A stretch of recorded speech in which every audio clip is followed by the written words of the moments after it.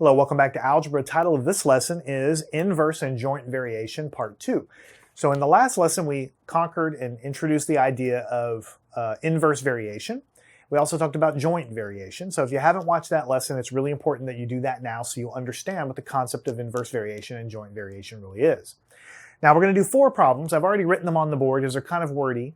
But ultimately, what all of these problems are going to boil down to is reading the problem, figuring out what kind of variation is in there, writing down an equation based on what's given in the problem, and then we're going to have to substitute values in. You'll see as we get into the problems exactly how we're going to do that, but ultimately we have to mostly just translate what the words are telling us from the problem into an equation form.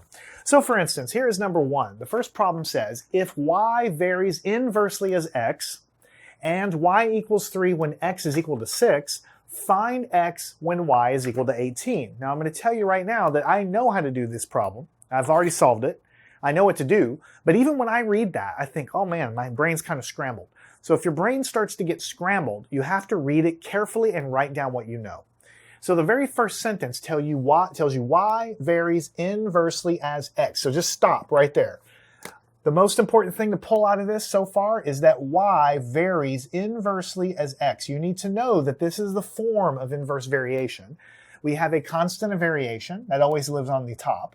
And because it's inverse, we have the y and the x, one's downstairs and one's upstairs, because as we know, inverse variation means as x goes up, y goes down, and as x goes down, y goes up. And that's what we talked about in the last lesson.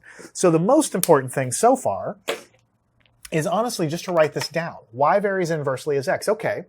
And then it's telling us that y is equal to 3 when x is equal to 6. So we can use this information